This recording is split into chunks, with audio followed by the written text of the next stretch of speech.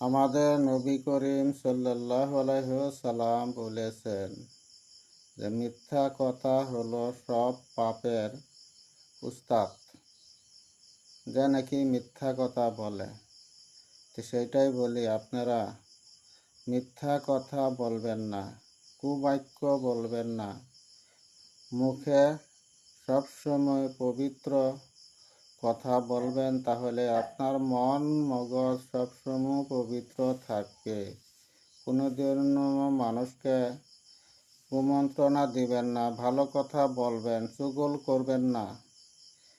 চুগলখোর হলো 2 নম্বর পাপী। 1 নম্বর হলো মিথ্যা কথা, 2 নম্বর হলো চুগলখোর। এখানের কথা সেখানে লাগায়, সেখানের কথা সেখানে লাগায়। সেটাই হলো শয়তানের লক্ষণ। চিন্তা করবেন।